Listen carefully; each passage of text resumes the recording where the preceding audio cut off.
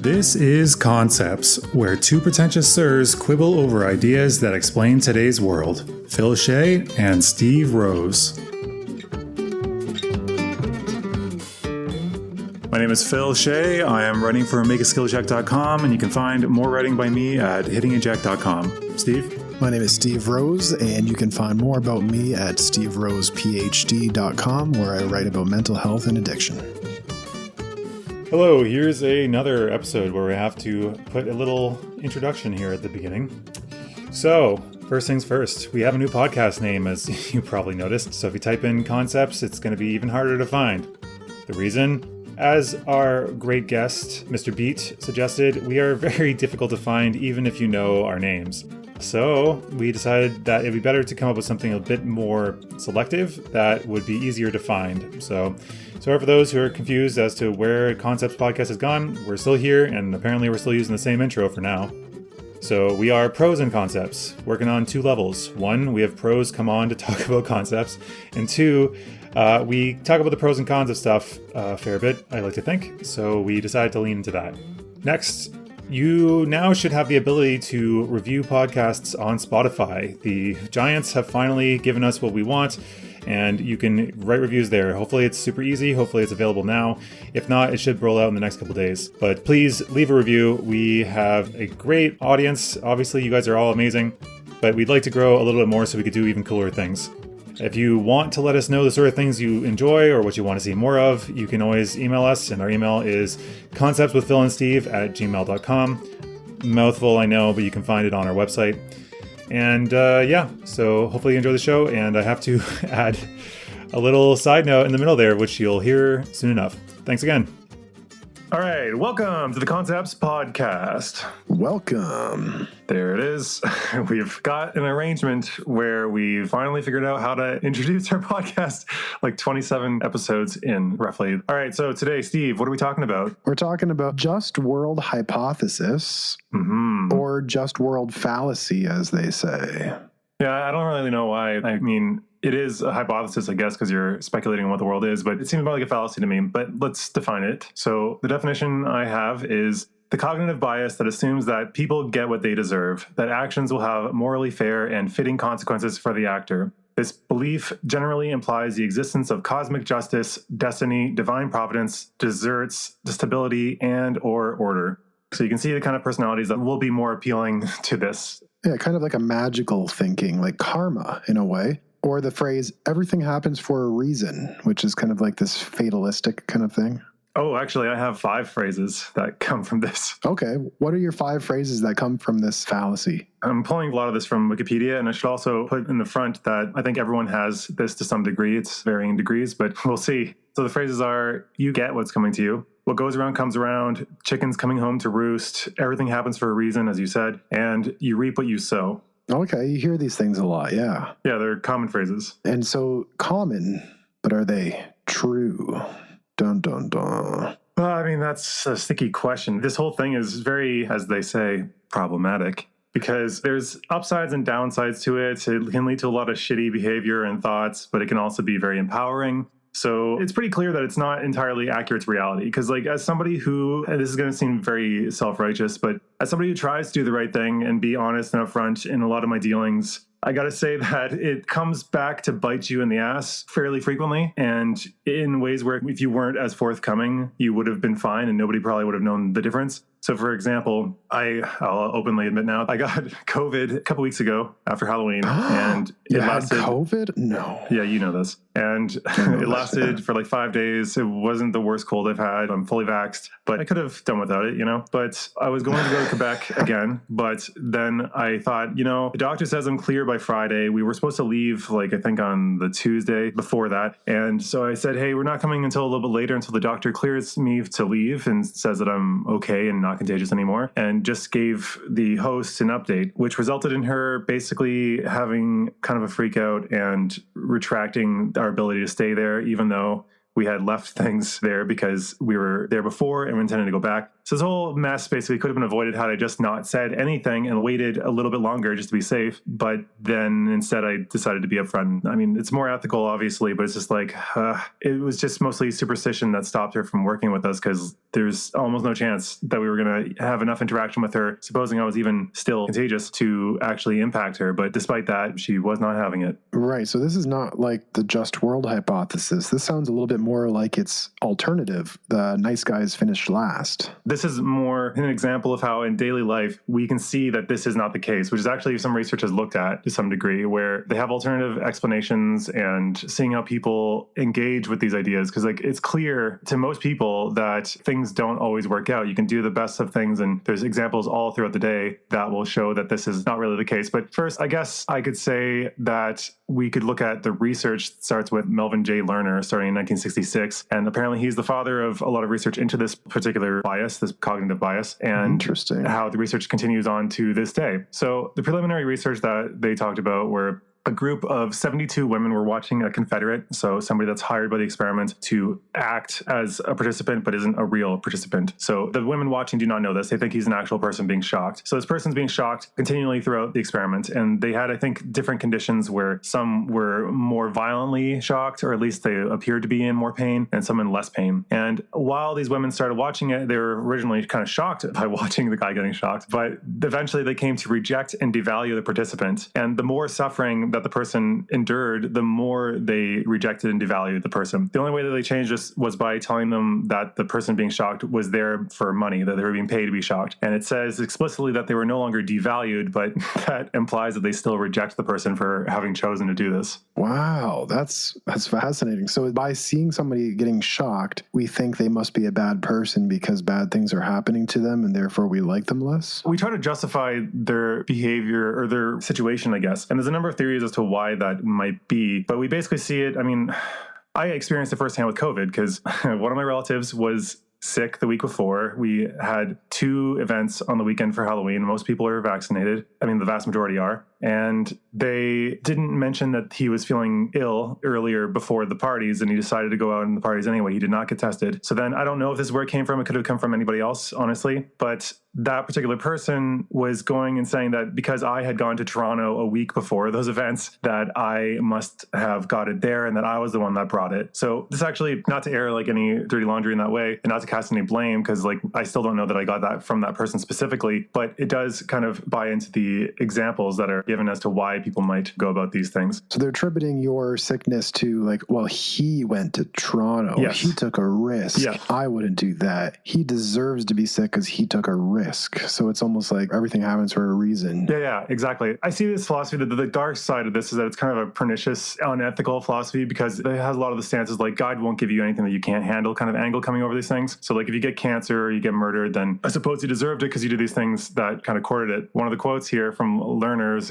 research was, quote, individuals experience less personal vulnerability because they do not believe they have done anything to deserve or cause negative outcomes, end quote. So this is a form of the self-serving bias, which is a common habit of people taking credit for positive events or outcomes, but blaming outside factors for negative events. We did a whole episode on that. Yeah, the actor-observer bias was linked in the show notes. But to me, it just seemed like people were saying like, oh, look, he did these things, even though I was recognized as being one of the more responsible people throughout the entire pandemic, if not being called overly cautious, in fact. But these people saw me getting sick and thought, well, I haven't done anything to deserve this. I haven't done that exact behavior. Therefore, I am innocent of this. And I think we're all kind of guilty of this behavior because even me, when the panic was starting, people would get sick and you'd be like, okay, well, what were they doing? How did they get sick? Like, were they running around going to parties and stuff, or were they doing these other things? So they're running around going to parties. This actually conforms to one of the possible explanations for why people do this so often, which is the veridical judgment.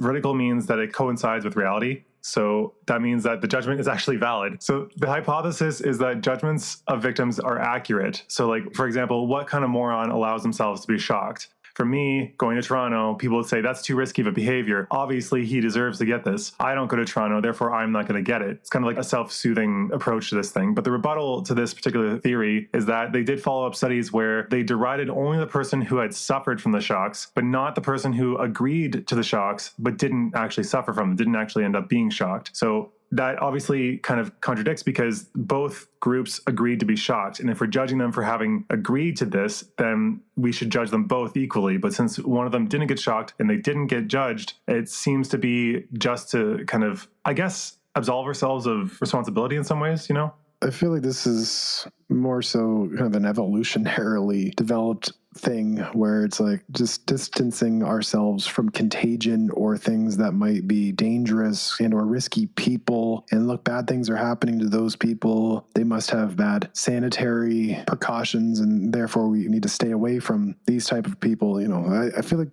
a lot of it comes from actual more practical evolutionary concerns, kind of like where morality comes from. It's a useful shorthand, but it's completely illogical. I mean, there's stories throughout history of like people who have been turned down because they're unlucky, but then they end up being like a huge boon for the group. Oh yeah, it doesn't make it true or right, but it sounds a lot like how morality was developed. Yeah, perhaps. You know, like where shame and blame comes from, you know. Although not useful psychologically these days, evolutionarily they've developed alongside one another. I don't know if you've heard that joke about the interviewer who has a stack of resumes on his desk and his assistant sees him pick up the top half of the stack and toss in the trash. And the assistant asks him why he did it. And the interviewer says, I don't want to hire any unlucky people. Oh, wow. So, I mean, as if luck is a tangible thing that we can actually observe or is like a static principle and stuff. You want to talk about your definition of luck? I guess both of our definitions, really. Oh, yeah. I have a lot of experience with the concept of luck. Could probably do a whole episode on it. But working in gambling addiction, a lot of people who struggle with their gambling will use the concept of luck. Like, I feel lucky today or not lucky today as they're leaving after not winning. And I'm like thinking, what is this thing people are referring to? What is this concept of luck? And it turns out, apparently, it's more of like a magical thing for people. But I've never really looked at it this way. I've looked at it more in terms of luck as probability was kind of my way of looking at it, your way of looking at it as well. And so if I were to say I am unlucky, it's pretty much equivalent to saying the odds didn't work out in my favor this time, you know, versus there wasn't some kind of magical energy on my side. Well, I mean, there's a whole like gambler's fallacy too, that past events, like on a roulette table, if it keeps hitting red, then they think that the chances of black goes up with every red that hits, but that's not how it works ever. But I think to me, luck is also kind of odd because we see people as lucky who narrowly avoided a bad event. But it's like, are you really lucky if you were close to having a bad event happen to begin with? Like you almost got in a car accident and you swerved away from it. Or you almost, I don't know, got like a negative lottery where you would have lost a lot of money, but instead it hit the next person and not you. It's like, are you actually lucky because you came close? You're considered lucky for having been close to bad outcomes? It seems kind of counterintuitive in some ways. I also think some of this comes from evolutionary stuff too. I mean, all of it does. Yeah, it's all psychology. But there would be some benefit to looking at it that way because in nature, things are not usually like random, like a slot machine that has a random number generator in it. And so it's like quite an artificial thing, this randomness. We don't deal with it very often. I mean, the universe has some level of chaos and we get into physics, but that's not practical. But in terms of our actual dealings with random objects, probably very narrow. You go to a slot machine though, it's this artificially constructed randomness. I see what you're saying, and perhaps I'm going to make a pedantic point, but I don't think that's true. I think everything we do is always random. There's some level of predictability, like if I pour hot coffee on my lap, I'm going to get burned. But in like a grander scope, like whether this project of yours works out or not, or whether you end up being successful in life, or whether anything goes according to plan, like the whole phrase of like, if you want to make God laugh, tell him your plans, because there's so much randomness. I guess what you're saying is like, we don't interact with such a direct route between complete randomness, right? Complete randomness. So even though it's a random number generator, which is based on like an algorithm, it's so close to complete randomness that any attempt to find patterns is irrelevant by the human eye. I mean, there's certain technologies. I don't know if you know about this, but like when iTunes originally came out with the iPod Shuffle and all that, when they had a truly random song player, people would complain about it not being random because it would occasionally play the next song in order of an album or the same song twice in a row. And so people thought that the randomness was broken, but we prefer pseudo randomness, which is like where it disables the ability for that sort of thing to happen because we don't, for some reason, believe that that's likely or a possible outcome when out of like several hundred songs, I guess. Right. I guess we're not too familiar with dealing with randomness, so it confuses us, and we try to find patterns where they don't exist. But going back to, you were lucky because you got a near win, maybe that can be attributed to like fishing people who like almost caught a really large fish, which in some level is telling them that they're close, that they're kind of around the right spot. They're not completely off the mark. So you're lucky kind of because you are close to something good happening in a way. Does that make sense? No, I don't usually see that. I mean, you have a lot more experience with people actually gambling, but from what I've observed, if you're close to something good and you don't get it, that's unlucky. If you're close to something bad and you don't get bad outcome, then that's lucky. To win something good is lucky. To come very close to winning but not winning is often, in many people's eyes, worse than not having any chance at all. Like the whole thing about silver medal, people regard it as worse than not winning any medal at all. And bronze actually being happier than silver because I guess they didn't think they were going to win, but got something in the end. Right. So maybe the word luck only applies to when you are winning, but it's the near wins that actually keep people hooked. Yes. Perhaps even more than the wins. Almost. Yeah.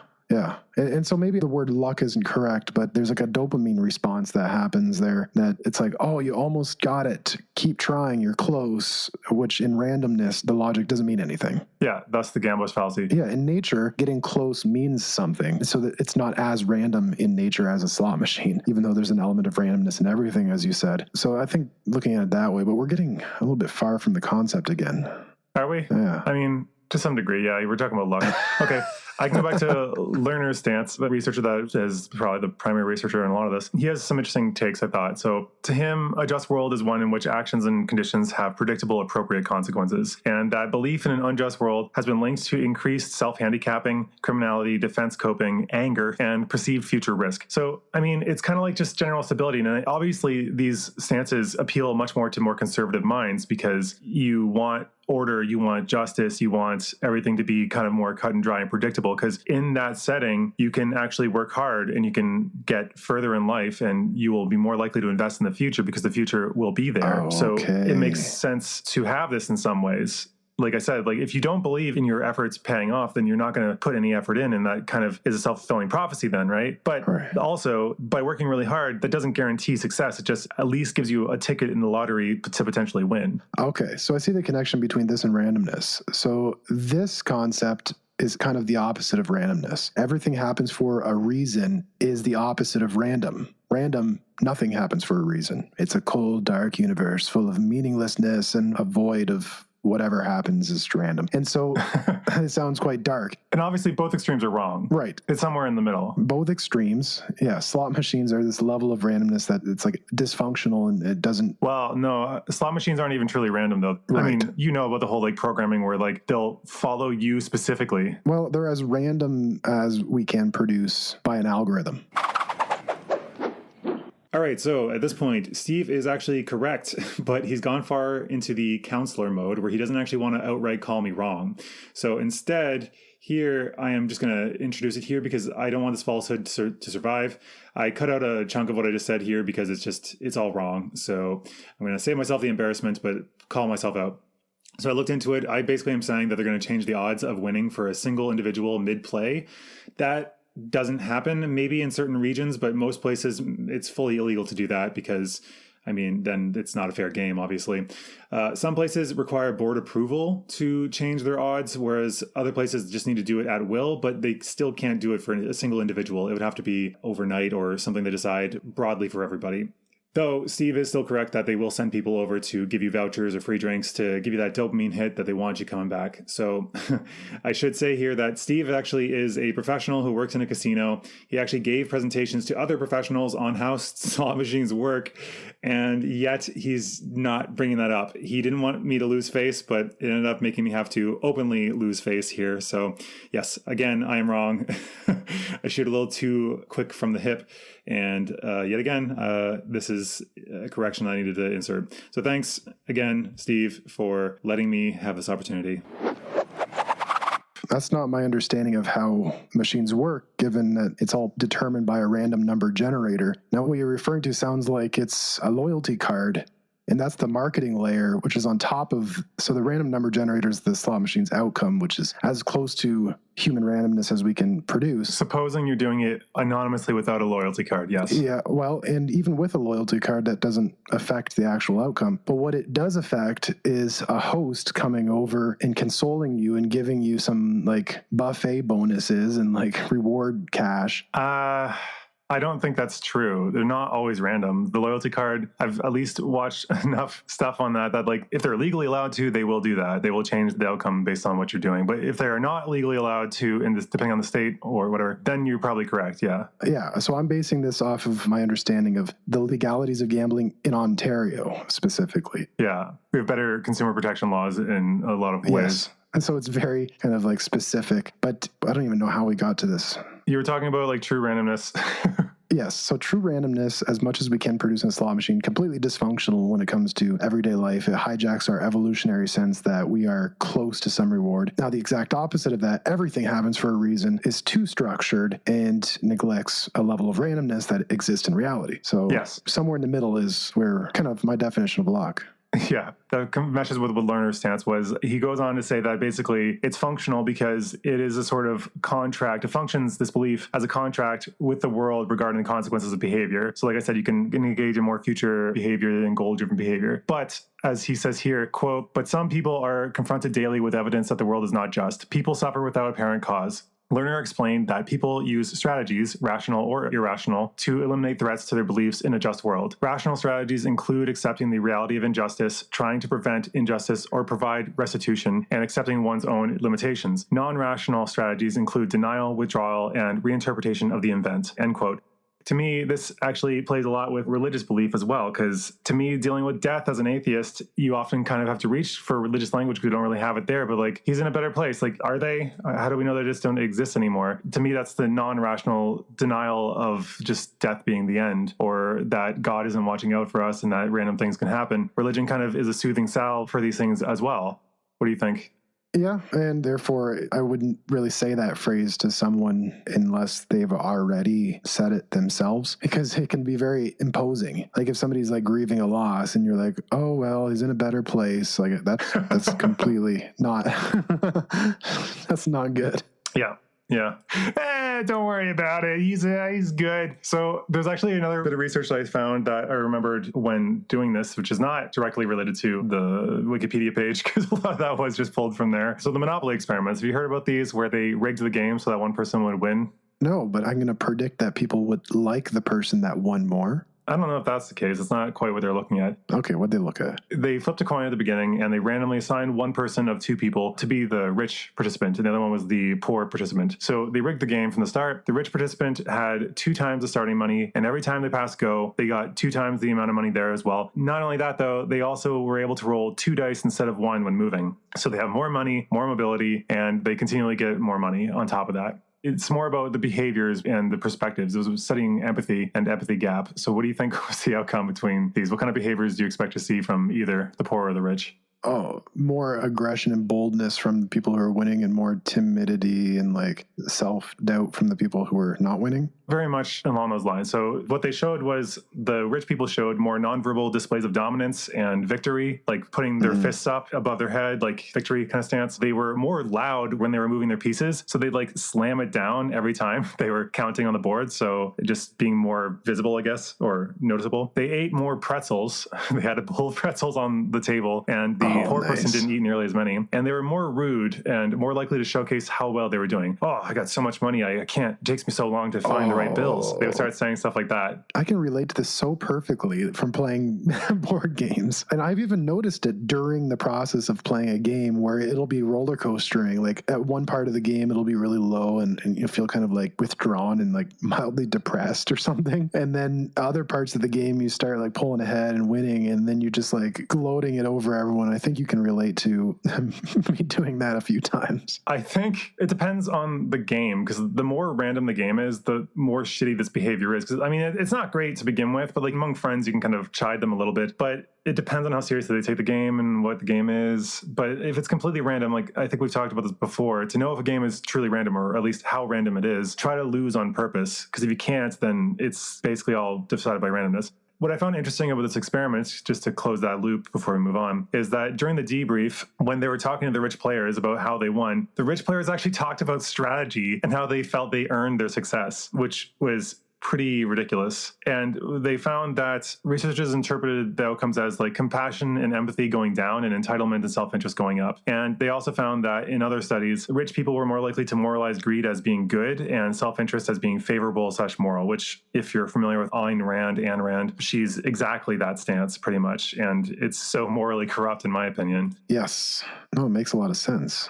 That's from a TEDx talk. I looked at some of the papers and I found the originals, which I thought was kind of funny. So he talks about a number of experiments. There's a couple of funnier ones that I'll talk in a little more detail and then just read the abstract. But they took rich and poor members from the community and brought them into the lab, gave them $10 in the lab. This is, I believe, in the US. People that made $15,000 to $25,000 or less gave 44% more of their money than those who had made $150,000 to $200,000 a year. So usually when we hear this, poor people give a higher percentage of money than rich people. Usually when I heard that, I used to assume that $1 for a poor person is obviously going to be more than a person who has $1 million. So if you have $10 and you give $1, then that's 10% of your net worth, whereas that's not anywhere close to that for a millionaire. But that's not the case in this example because we removed their own money and gave them $10, and the poor people still gave more. Funnier still, and also just more like corrupt, was that in another experiment, they had a jar of candy in the waiting room that was explicitly told to the participants that it was for kids with developmental disabilities for a nearby lab. Yet people still took the candy, and those who self-identified as feeling rich took twice as much. Wow. It's just like, oh, really? This is for disabled kids that like I don't need to take this because I can easily buy myself candy? Fuck it. Let's just take it. Who cares? That's quite strange. Okay.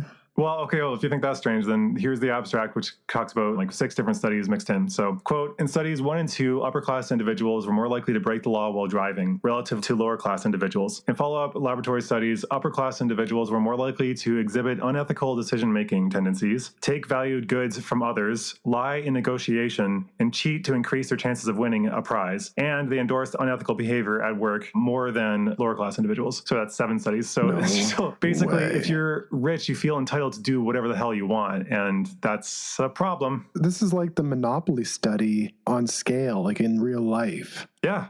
And I found the driving one to be more interesting because there was a crosswalk with a light, and I think like legally you're supposed to stop if anybody's there. But the nicer the car, I think it was the nicest category of car had just shy like 45%, just shy of 50% chance of ignoring them and continuing driving regardless. And the lowest category, the worst cars, had a 0% chance of breaking the law. They all stopped.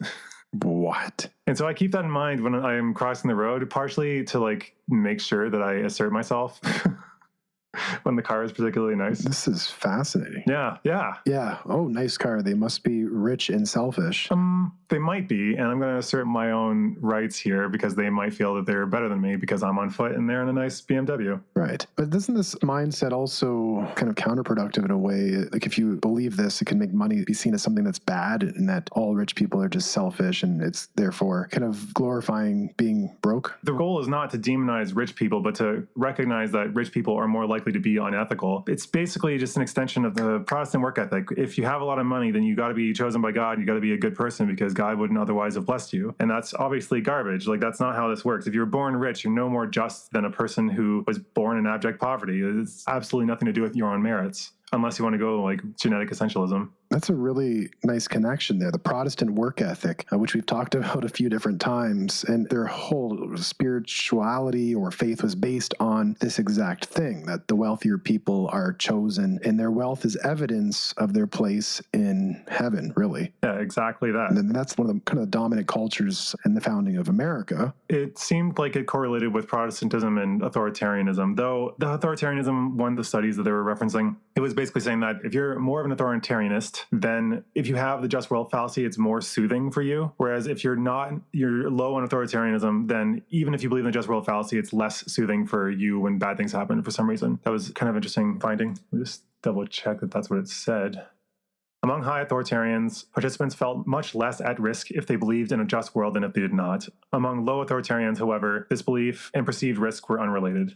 So you'd think this has something to do with power. So like, how do you think powerless people would subscribe to this? Do you think they'd justify their powerlessness, or do you think they would be more willing to see the world as more nuanced? That's a very big question. Depend on the individual, of course. Just take a stab. I mean, okay, this is not your area of expertise, but so like you're just a layperson making a guess here, so don't feel too much pressure. Right. Trying to think, everything happens for a reason. What kind of group of people would say that the most? Yeah, I would probably say more empowered people would say that. Yeah, I think being powerless, you would be more prone to not say that. Oh, I can't make the bills this month. Everything happens for a reason, though. I mean, yeah, there are some truly terrible quotes I found in here, like really dark shit because of these stances. Right. Well, like what? Well, I mean, they're mixed in with my notes. I'll find it later. Teasing us with these truly cringeworthy quotes. Yeah, don't worry. Like I'm crossing out the stuff as we say it. So like I've got all this stuff to bless you with and endow you with my wisdom that I found on Wikipedia. In power, honestly, I could see it going either way, because obviously if you're doing well, then you want to think, I deserve this. But also with poverty and powerlessness, religiosity tends to go up. And if your religion talks about God giving you your just desserts, then I would see it also having a high stance there. So I saw it as more like likely to be like a U-shaped curve. But apparently in countries where the majority of inhabitants are powerless, the belief in a just world tends to be weaker than in other countries, which according to the Wikipedia, this supports the theory of just world hypothesis, because powerless people have had more personal and societal experiences that establish just how wrong that belief is. Like they've worked extremely hard and then a flood came along and destroyed everything they did. Like how did they deserve that? Right, yeah. So this makes a lot of sense what I was saying before. It's like when your house has been destroyed and you can't pay the bills, when everything's taken away from you, which I talk to a lot of people in hard situations, you don't hear a lot of, oh, well, everything happens for a reason. No. And you do hear it sometimes, but it's probably more common among empowered groups, yeah, as you're saying. I don't know, though, because like everything happens for a reason. No, that seems to be popular among people who may be empowered but are like having a downturn. Because like when things have been not working out for me, people have said that to me, and I'm just like, what are you talking about? Suffering can be completely pointless and could lead to nothing. I'm still going to keep working, obviously. Like I don't believe in free will, yet I still keep taking actions. So like it's not going to change much, but I just find that kind of magical thinking to be irksome at best. But like you also see it, like, and this is the point I didn't close off for COVID, was that you see people saying that like, I'm a good person with a good immune system, I'll be fine from the virus, which is just like, in other words, I don't deserve a bad outcome, so I'm not going to get it. It's just denial of reality, essentially. Yeah, I can see this reinforcing classism, as in like saying like, oh, he's poor because he just doesn't work hard enough, or he's just not a good enough person. And yeah, and there's a lot of, what did you use the word the other day around the poors? Oh yeah, I've come across people referring to poor people as the poors, like dehumanizing as much as possible almost. At least not calling them vermin yet, but that's definitely a step in that direction. Yeah. So there's a lot of class stuff that's quite relevant to this conversation here. Yeah, well, sort of.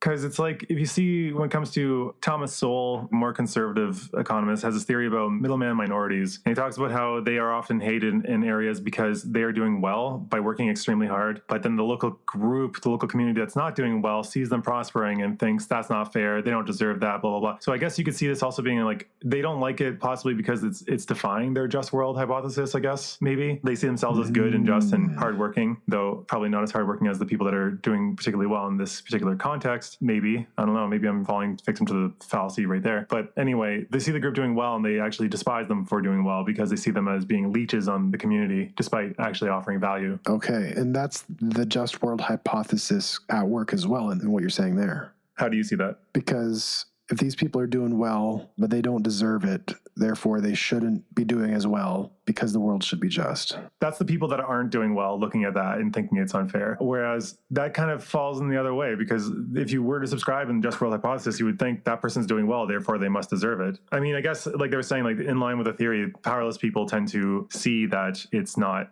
quite in their control. And so it's not quite so just unless we want to be like, again, cosmic karma kind of stuff. Right. I mean, think about it. In some ways, it's kind of like The Secret, which is the book, The Secret, that putting out your intention to the universe, not necessarily taking any action at all, but the universe will come back with what you need. That's a form of idealism, which is the philosophical stance that reality is indistinguishable or inseparable from human perception and understanding, and that reality is a mental construct closely connected to ideas. So, put in simpler terms, if enough people believe something, that will change reality. Reality doesn't exist without a human observer, is kind of what this stance is taking, which is taken to the extreme in this short story by Borges called Talan Akbar Orbis Tertius, which is about this world where these guys make this encyclopedia, but they add in extra tidbits about this fake society. And eventually enough people get this fake encyclopedia that enough people believe in this world. And at the end of the story, that world is the reality where ideas do shape reality. Geniusly written. This guy, everything he does is just amazing. Because in it, he even has like one of those kind of theological debates that you would come across for like Christians in the Middle Ages, where like reality doesn't mesh with their theology. So then they have to find ways to warp reality through logical arguments, or at least semi-logical arguments, to make it fit. So in this world, they talk about a guy who's walking along a road and he has 10 gold coins.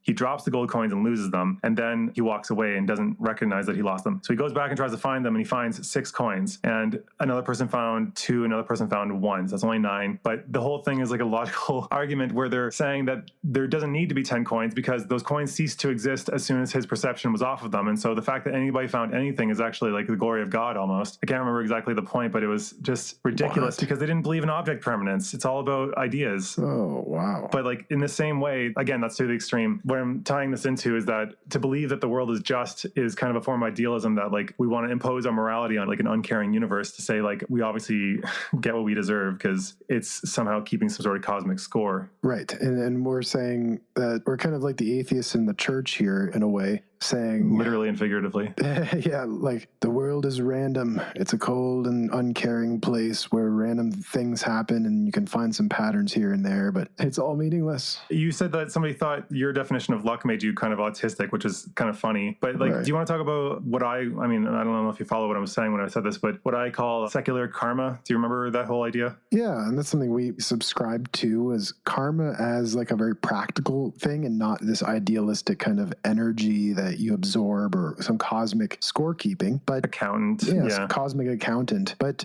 if you do good things, you don't deserve good results, but you may increase the odds that good things will happen. You may. Doesn't guarantee it though. So it's looking at karma as probability. Like you put out positive energy and then you're more likely to make someone's day, and then they might give you something, or it reinforces a positive attitude, which makes you see more positivity around you. And then there's like a kind of a snowballing effect of positive events that can happen. But it's more of a Like reputation. Yeah, it doesn't guarantee good things will happen, but it increases the odds that if they could happen, or the situations are presented, then it increases the odds that you'll be able to see the positivity or kind of take opportunities that you wouldn't have been able to see if you were kind of more in a negative state. Yeah. It's kind of like the whole definition of luck is when preparation meets opportunity. Yes. The preparation needs to be there. If you have nothing prepared, then you can't seize the opportunity when it comes along. I agree with what you're saying. I don't like the term of energy, but I guess you kind of meant more like attitude when you said that. Oh, when I say positive energy, I mean like not just this cosmic energy, but this you meant attitude, it seemed. Yeah, positive attitude, yeah.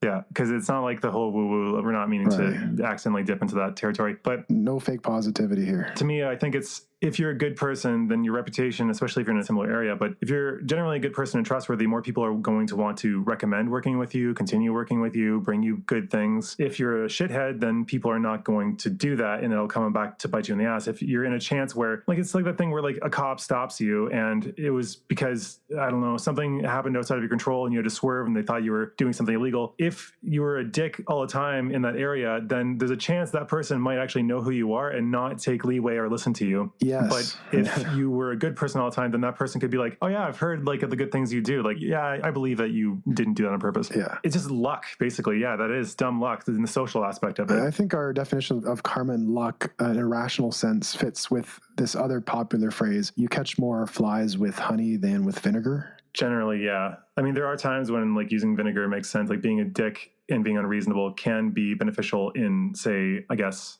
negotiations on a corporate level or fighting for what you need from your company. But generally speaking, yes, I think that's the better philosophy. Yeah, generally speaking. So there actually are further rebuts to this theory. The first one I talked about was the veridical judgment, that you're actually judging them accurately, which has been debunked. The other one is guilt reduction. And this one I considered in terms of my exposure to COVID, because it seemed to me that the person who kept pointing out that I was in Toronto might feel some level of guilt, maybe subconsciously, that possibly they were the cause of it. But but apparently that's actually not supported. That's not supported enough in the research, at least. They still derided anybody that was suffering, even when the observer wasn't implicated in the suffering. So like those women watching the person getting shocked, they had no control or contribution to this person getting shocked, so they're not responsible, yet they still judge them. So it doesn't seem to have a very strong support of guilt reduction. Another final, well, two, I guess, is discomfort alleviation. So when you empathize with the people that are suffering, you might feel discomfort and feel bad about it. And so the theory is that you're trying to blame them for their own outcomes, these own bad things, so you can feel less bad feelings about their suffering because they deserved it. It's like a person that's purposely hitting themselves with a hammer. You're not going to feel bad for them. And so you don't have that empathetic pain from watching them. Right. Studies showed that victim derogation does not suppress subsequent helping activity. I mean, this is, again, a microcosm. This is a very small sample of people in a single lab because it doesn't mesh with a lot of the other research. But it was interesting that despite them blaming the victim, they still empathized to some degree and were willing to help them, even when they were blaming them for it. Right. I mean, that sounds like human behavior. You can blame someone and help them at the same time. It's not helpful. Are you serious? I hear it all the time. Sometimes, if you're a good person, yeah, but like a lot of people who see themselves as good people would say, no, they did it to themselves. I'm not helping them. Why would I do that? They did it to themselves. So here's a fun fact. Psychopathy has been linked to the lack of just world maintaining strategies. So that's some credence to the guilt part, because if you lack empathy or lack guilt, then you're not going to feel like you need to have a just world strategy to reinforce that. Right. Okay. I'm still on the victim blaming, but we can come back to that. The victim blaming, I can elaborate further. I found where I missed earlier, but I wanted to point out that they have a just world scale that I found, and you can take the test yourself. But I mean, I have a kind of chip on my shoulder as like seeing myself as an underdog, which is based on a bunch of observable factors. That's probably, some people would scoff at that, but whatever. But studying arts in university, I studied at University of Waterloo, which is much more math and engineering focused. But even people in the sciences would look down on me because I was studying an arts degree, and they acted like I was too stupid to be able to be in any other department, or that I was just put here as this is all I could get. And they constantly saw that as my own undoing, I guess, or my own fault, or they assumed that I didn't want to be there. I can somewhat relate to that too. Yeah, it's like if you were smart enough, then you would have taken engineering, obviously. Yeah, I guess. It's not anything to do with whether I enjoy that or want it or not. So this is going to be some content warning. It's going to be a bit darker from here on out for these examples. So, okay, first one, actually maybe I'll use the most heaviest last. So, okay, bullying. This was counterintuitive as well. High just world beliefs led to higher anti-bullying beliefs, strangely. And they found that this was more protective for kids in school. And I guess my interpretation of that is that if you're in school, you're kind of powerless. So if you believe that people get what's coming to them, you see that bully's a jerk, then you can bear through more pain and suffering until you get out of that powerless situation, aka school, because you believe that that person's going to have some bad outcomes in the future. May not be true, but at least it's kind of, like I said, a soothing kind of belief. In terms of illness, people were more likely to blame people for that, including indigestion, pneumonia, and stomach cancer. Though they found that deriding them was actually higher for those that suffered from severe illness, except for with cancer. For some reason, cancer didn't bring around the same kind of blaming beliefs. Unless it's lung cancer. I mean, there's still some blame there, but I think it's less than like other ones for some reason, which is odd, you would think. They didn't break it down by cancer. The one that they blamed them the absolute most, and this actually, again, ties back to some themes you can see with religion, was with AIDS victims. AIDS victims were the most blamed for their outcome. And obviously, because like there's a lot of moralizing around sex, especially since it is more common in gay men, there's a lot of ways that these people could particularly demonize and not want to help them. Right. And this makes a lot of sense why you'd find a lot of that in this area, as I was saying before, in terms of evolution and contagion, and morality as a kind of barrier to contagion. Yeah. And then completely historical and not necessarily helpful. It doesn't help to shame people out of behaviors. This is more of a sociological take on it than a psychological one. Yeah.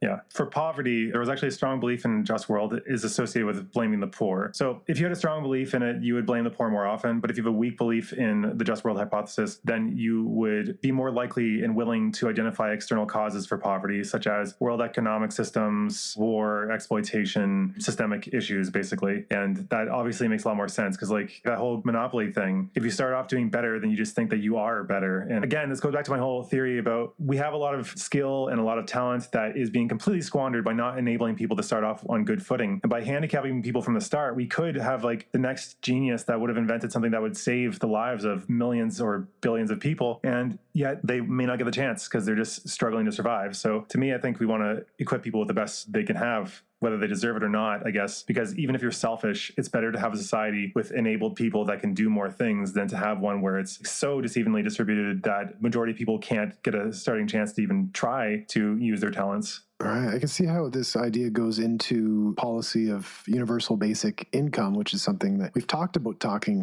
but we haven't quite went there yet. Yeah, exactly. Like, because I don't really get it, because it's called universal basic income. So it's universal. Everyone gets it. And it's the same amount for everybody. Everyone gets $1,000. But if you're a billionaire, $1,000 is nothing. It's basically like you taking a single breath, you're going to make that much money. Whereas for a poor person, $1,000 could be life-changing for them. And so if we give it out equally to all without any qualifications, this at least brings that basement up a little bit so that people can have some room to exercise more creativity. Because like as we've seen, even in the pandemic, people didn't stop being productive. Some people did because of depression and other influences, but a lot of people made things that they saw as frivolous because, again, internalized capitalism teaches us that it is. Like a lot of people made a lot of interesting music and art and songs and things that people actually enjoyed to consume, but is not as valued unless you're one of the top winners in that whole winner-take-all setting, right? Yeah, like knitting, for example, which may not be seen as the commodity, but maybe it is. And a friend of yours seems to be doing that very well. I mean, crafting in general is useful, even if we have machines to do that. Like, what if you go to war with the place that makes all your shit? Like, that's kind of what we've got a Cold War with China at the moment. They make all of the world's stuff, or a good chunk of it. So it's having these things, even if it's less efficient and more expensive, but higher quality, like it still would be worth it. Like made in America used to mean something. I mean, it still kind of does mean something, but it's less and less. And also you have to do research to see if it's even made in America, because they got legislation where it's like 90% of it was done in like Vietnam or China. Then the pieces were all shipped over to the US and they were just put together, or like a stamp, or like the bare minimum was done so that they could legally say made in America. And it's like, these kind of games don't help your argument, dudes. Like they just make it so that that washes down that label. Because if we think made in America could just mean assembled in America, then that doesn't really instill the same confidence, does it? Yeah, assembled in America, yeah. Or designed in America.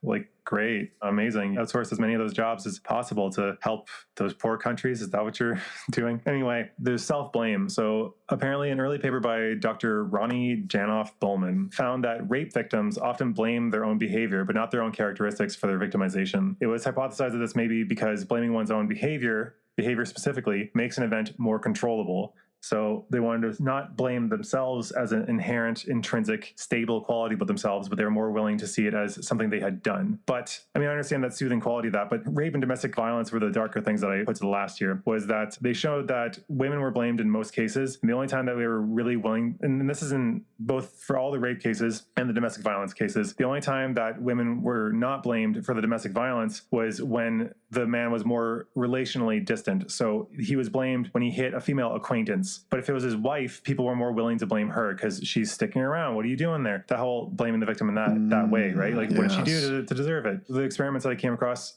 was very disturbing, was that they had a story about a woman going on a date.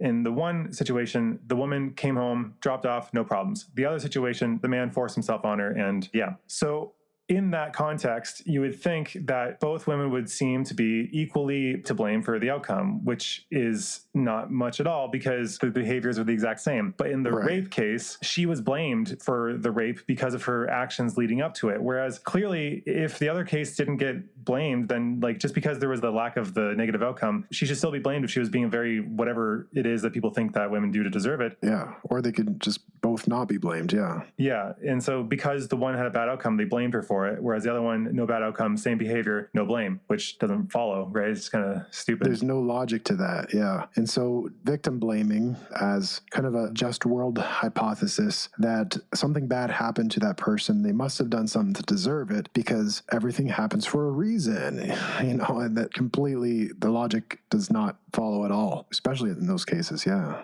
You were doing some research. What did you find? Anything on top of this stuff? I think we covered pretty much all of it. Then I was going to point out that the whole thing I'm very torn about, because actually there was a distinction that I'm going to close off with. So I was torn because to not have this belief is to have a limiting belief, right? Like if you think that your behaviors and actions are not going to do anything good for you because of like your skin color, your sexual orientation, or just your economic status, if you believe that, then you're not going to try. And if you're not going to try, then you have no lottery ticket in the game of life to move forward, unless you just get like an off chance plucked out of obscurity. But that goes down dramatically if you have no skills, right? So like we have to keep trying regardless of whether it's true true or not. And I think, though, we need to think about that in ourselves. But when looking at other people, we need to be very aware that there are tons of other factors, third variables that can come along. Like you can keep trying business again and again and failing again and again, but it could be a business model that ends up being like the richest model in the world for like, I don't know, Amazon, for instance, or YouTube, for example. YouTube was a perfect example. There was another company that did the exact same thing, but just a few years earlier, the tech wasn't there. It failed. Was that their fault? I mean, maybe they misgauged the state of the market, but it was a good idea to begin with. It was just a little bit too early.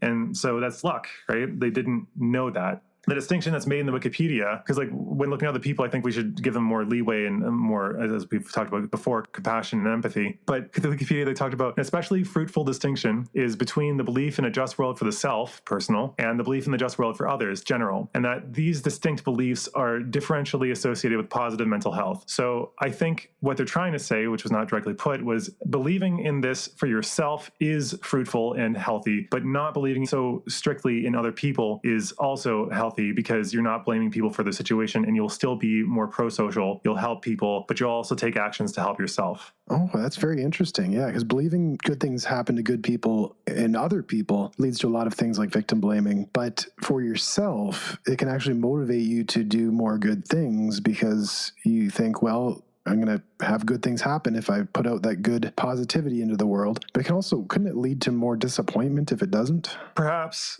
I mean, like I said, if you don't believe in it's a limiting belief, you're not going to take efforts, but you're going to fail. But we don't believe it and we take efforts. I kind of believe it for myself. Like I have doubts in it because I keep working really hard and things aren't necessarily working out as I was hoping for. But if I stopped believing that my efforts can change that, then I would be screwed. It would be even worse to stop believing in it. I guess we can keep trying without having to believe in the just world hypothesis for ourselves, though. Like in our definition of luck covers that. It covers that you do all you can to increase the odds. Our stance is like the middle ground for this. So I'm saying you have a taste of it. Obviously, I'm not fully believing that I'm going to be just as rich as I deserve because I work hard. That I know is false. And maybe I will be, maybe I won't be. Yes. And I guess a story that comes as depressing, I think about continually is this guy, it was a boomer and his dad was like a silent generation or the greatest generation. And they always saw their dad who felt down on himself and like a failure because he never ended up being able to become rich. He was never very successful. And the person writing this, the boomer, was talking about how this is actually really sad because historical events happened, like the Great Depression and 2 world wars. Like it was not this guy's fault for not becoming rich. And we need to accept that that's a potential outcome. But despite that, we need to keep trying, as like you and I talked about, like that middle ground.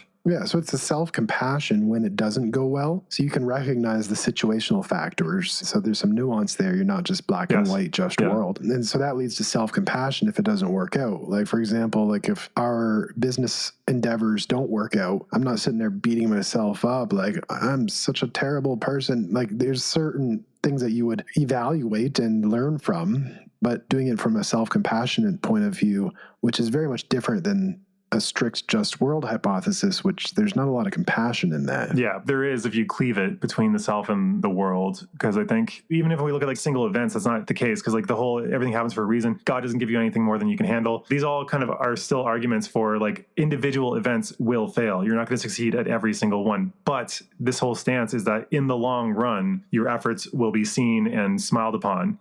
That's still in line with what we're talking about, even though it's a bit more cosmic and woo-woo. And also, I wanted to touch on something that we're not going to get into because it's a bit long, but we haven't talked at all about like the whole like intergenerational stance about like how boomers typically view the younger generations as like not starting their lives or being adolescents for having not started buying houses and having kids until much later than they did. Like this obviously plays out a lot in our society still, and I don't see it going anywhere, but it's at least good to understand. Yes, yeah. Millennials are not bad because they can't buy a house. There, got it. Yeah, they're bad for other reasons. Indulgent. Yeah, they're bad for other reasons, not because of the real estate market. Yeah, to be clear, we're both millennials. Anyway, I don't have anything else to say, and I assume you're also cashed out. Yep, good to go. All right. Thanks for tuning in, and we hope to see you next time. Take care.